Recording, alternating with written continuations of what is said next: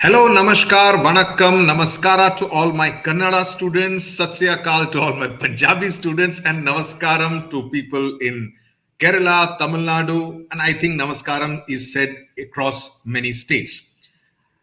What do I have today? Today I have a test which I have prepared on the sound and the light chapters of physics ICSE class 10 ahead of your examination on the 4th of March.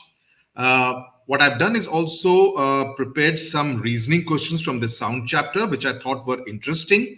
The kind of reasoning questions that you get. The MCQs I've also tried to for the benefit of students, because I realized that the main problem with physics largely is the lack of understanding of concepts. So if you understand the concepts, it becomes that much more simple. And if we kind of try to understand it without using too much of technical jargon in terms of the definition jargon, okay, definition batao, usko chhod ke agar samajh mein aa jaye, so it becomes that much easier, and it becomes easier to fall in love with the subject like physics, right? So I would in fact urge you to see the interview, the classroom chat I did with Satish sir. You would find it very useful, the very practical manner in which he has explained some of the complex topics, and it makes you feel that, oh, this is easy, I should be able to relate to it. So please do have a look at that interview. It's a very short 15-16 minute long interview, so it won't take much time, but it would be worth your while to see that before your physics examination. Okay, so let's get started.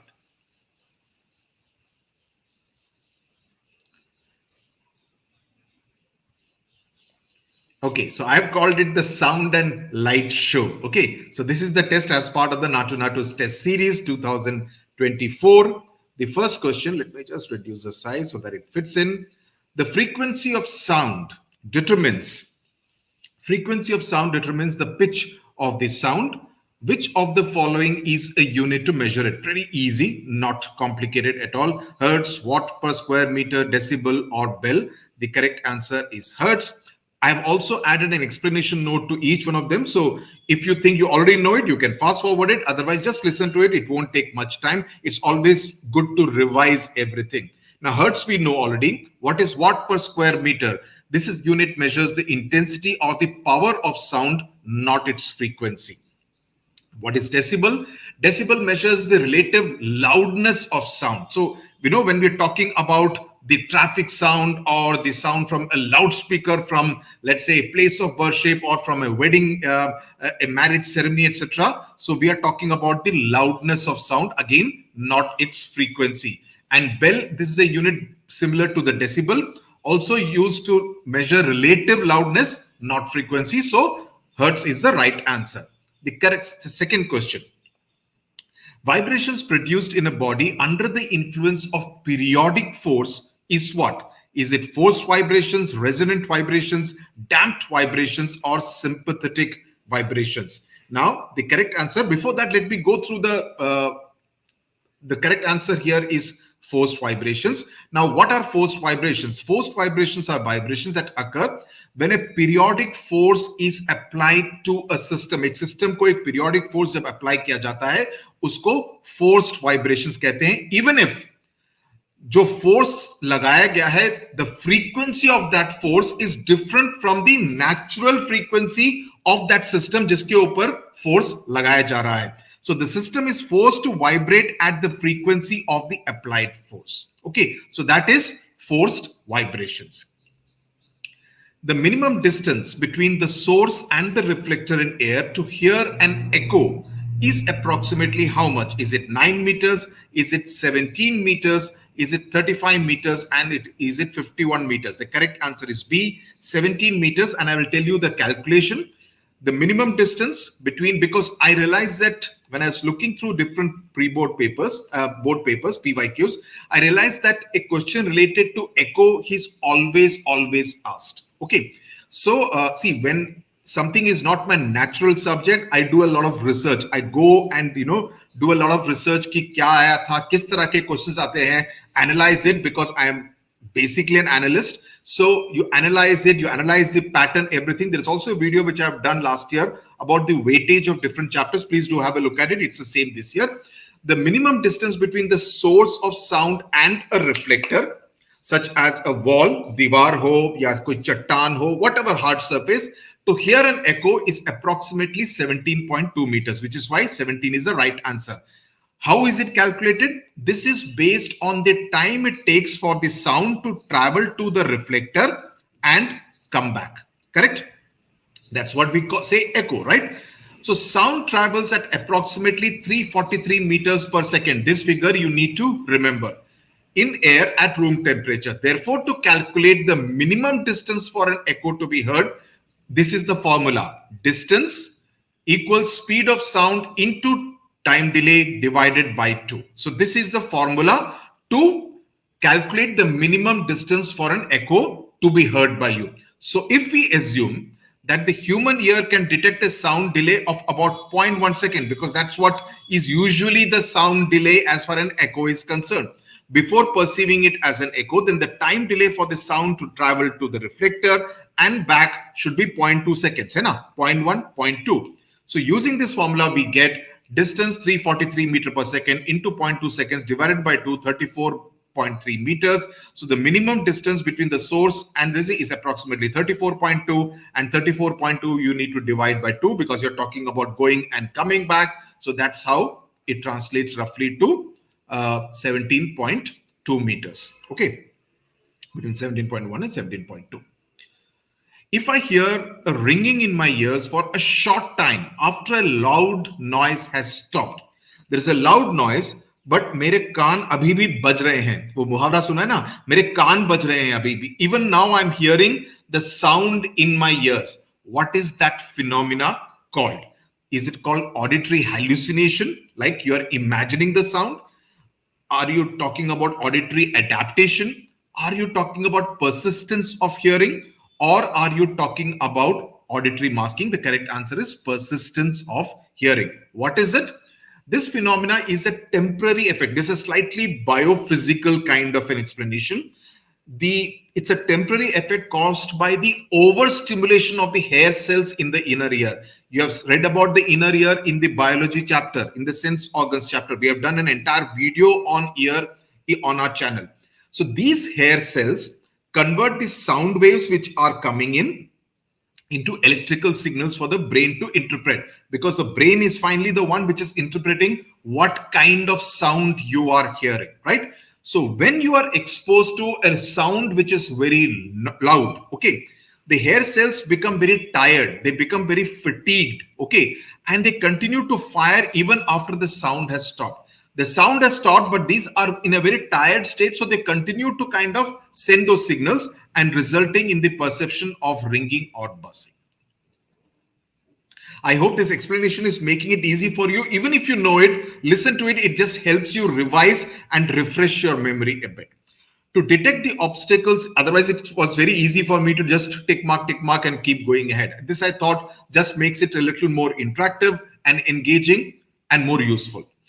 To detect the obstacles in their path, bats produce electromagnetic waves.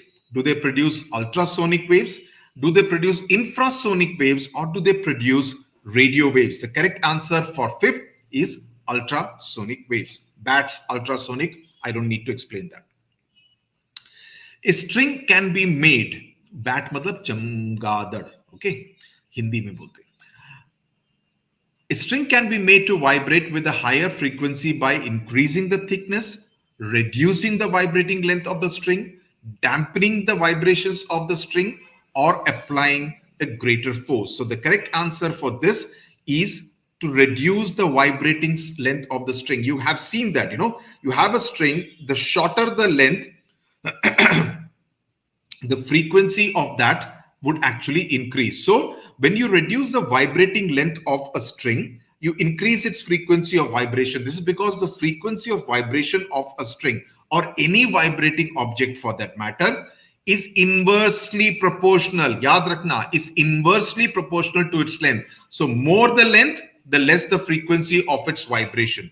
Therefore, decreasing the length of the string will result in a higher frequency of vibration. Okay. The keywords essential to define natural vibrations are natural frequency, decreasing amplitude. Just look at the 4 options and decide and let me know which one is the right option. You are talking about the keywords to define natural vibrations. Okay.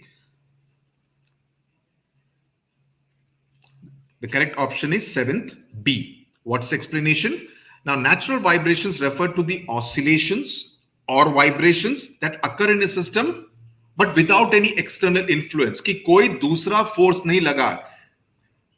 Without any external force, if you are forcing some kind of a vibration or an oscillation, that is known as natural vibration. Now, they occur at a specific frequency, predetermined frequency, which is known as the natural frequency of that particular system. Now, the amplitude of natural vibrations, what is it called? What is the meaning of amplitude of natural vibration? It refers to the maximum displacement from the equilibrium position during these oscillations. Keep from the natural position, how much is it moving? In many cases, natural vibrations are characterized by a constant amplitude, meaning that the maximum displacement remains the same during this entire oscillation or vibration cycle. Two notes are produced from two different musical instruments. I love these kind of questions, where some examples are given such that they have the same loudness and the same pitch. Okay, two different musical instruments are used. Okay, both produce the same loudness, the same pitch of that sound. The produced notes, however, differ in their waveform, in their frequency, in their wavelength, or their speed. The correct answer is A, waveform. What exactly is the meaning of waveform? Now, while the loudness and the pitch may be the same, the waveform of the notes produced by different instruments can still vary. Okay, the waveform, what does it represent? Is the shape of the sound wave produced by each instrument. Each of the two instruments, the waveform will be different, and that cannot be influenced, which can be influenced by the instrument's construction, the kind of wood that has been, the timber which has been used, the material which has been used, and the method in which, whether you are kind of blowing air or whether you are banging it with some other object, that's what determines the waveform.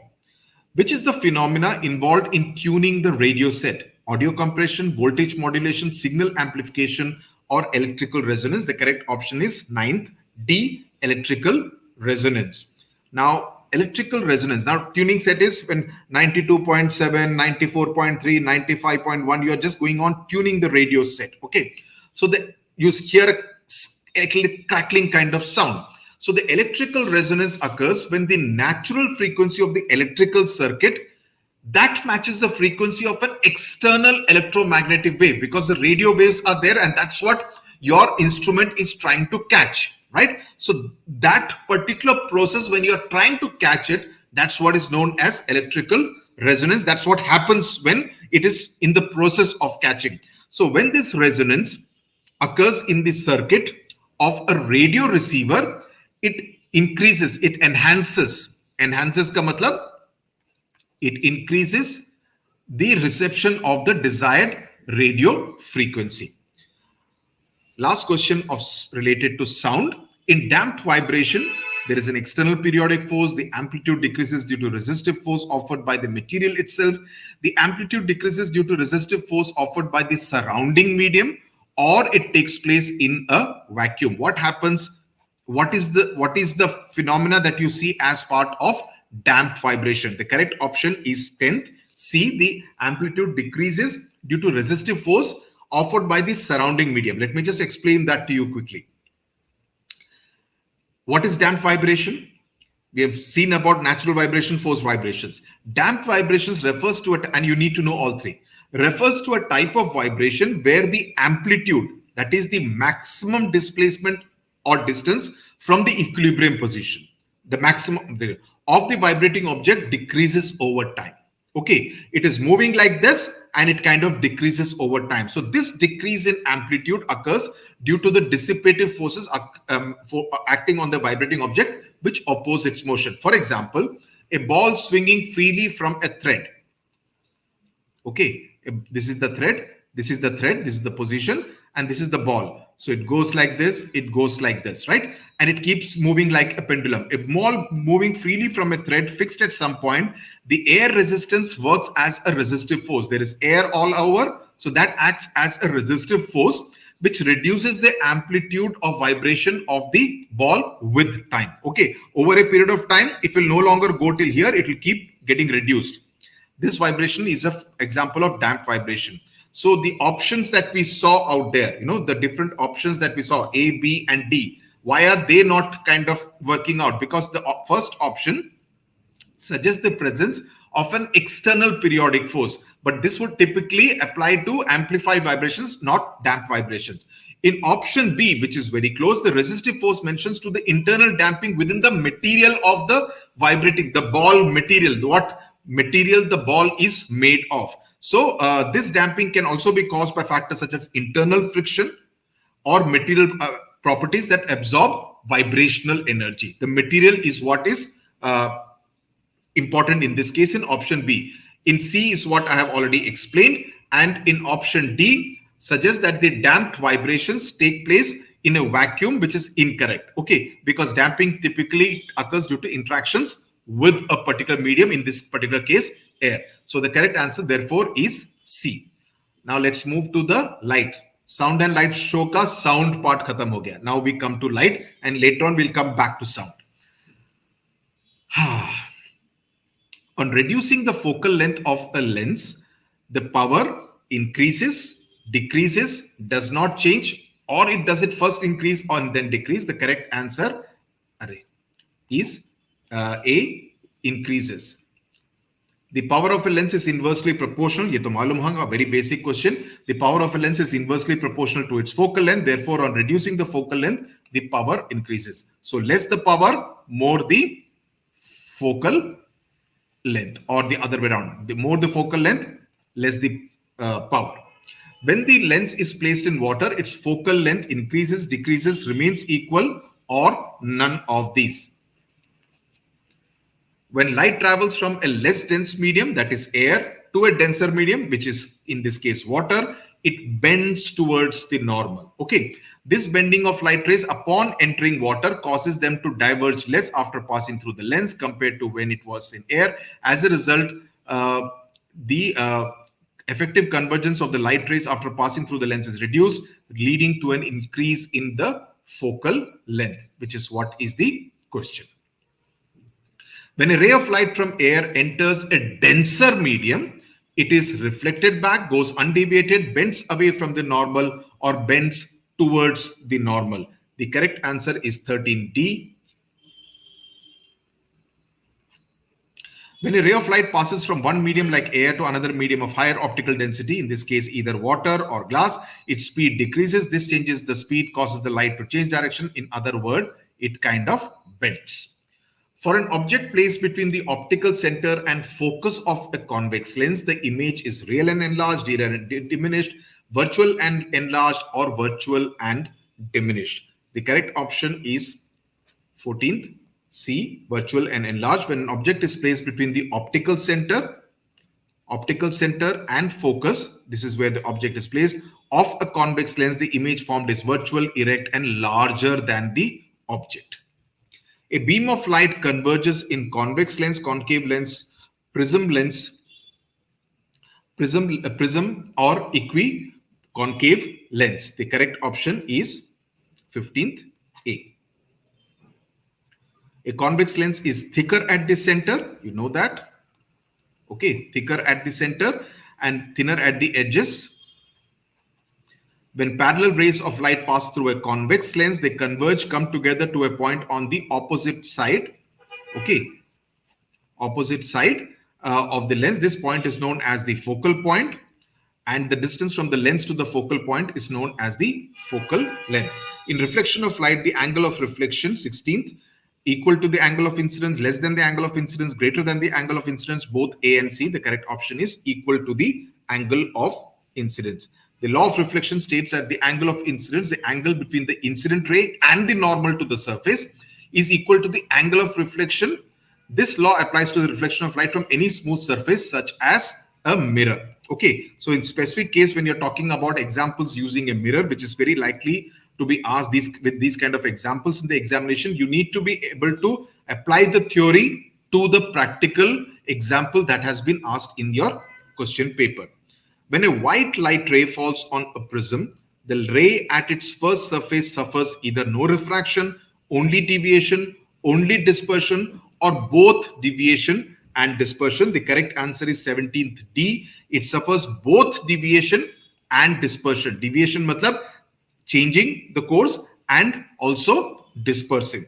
Refraction happens when the white light ray bends as it enters the prism. You know that, due to the change in speed, and this bending of the ray is known as refraction. So the amount of refraction depends on the angle of incident and the refractive index of the prism material.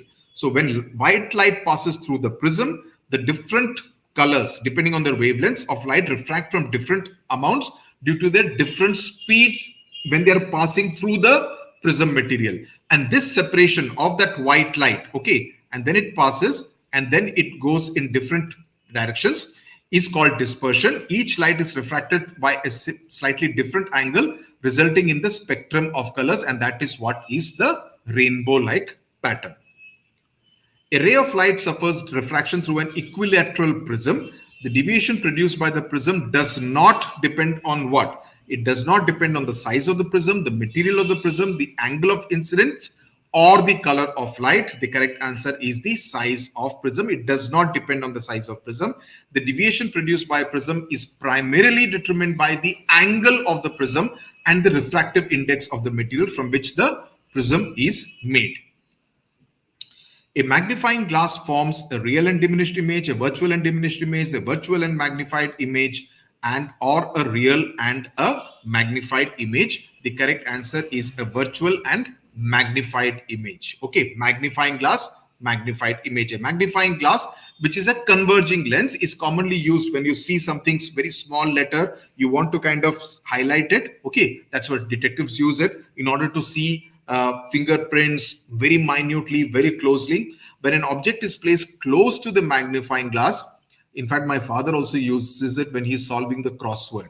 Okay, so when he's seeing it, he uses a magnifying glass so that very small letter alphabet, he's able to highlight it, magnify it, and see it. So what is the physics involved? So when an object is placed close to the magnifying glass, like an object, like a fingerprint or an alphabet, closer than its focal length, it forms a virtual image on the same side of the object, and this virtual image is magnified, making the object seem larger when viewed through the magnifying glass.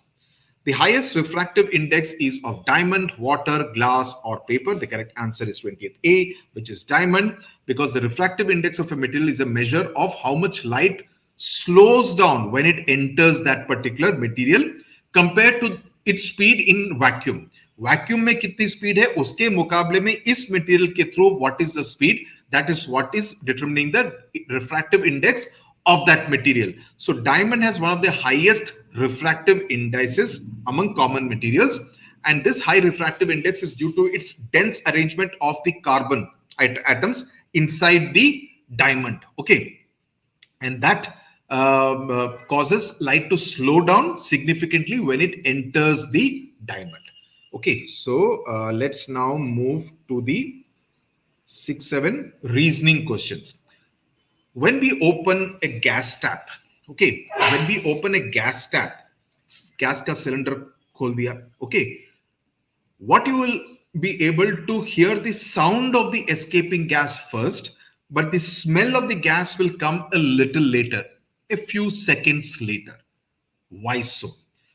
The delay to smell the gas occurs due to the difference in the speed of the sound and the speed of the diffusion of the gas. Okay, now sound travels, I just now told you in an earlier question, 343 meters per second in dry air at room temperature, right?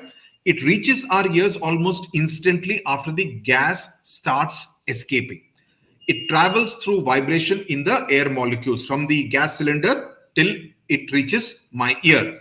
But the molecules which are added to the gas in order to ensure that we are able to smell a gas leak, spot a gas leak, like mercaptan in our LPG cylinders, have a slower rate of diffusion through the air compared to the sound speed. So therefore, it takes more time for it to reach our nostrils, but the sound reaches our ear much faster. So you can be alert.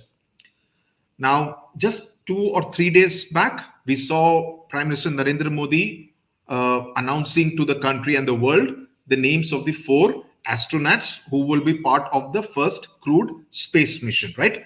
One from Kerala, Captain Nair, um, one from Tamil Nadu, and 2 from Uttar Pradesh, right?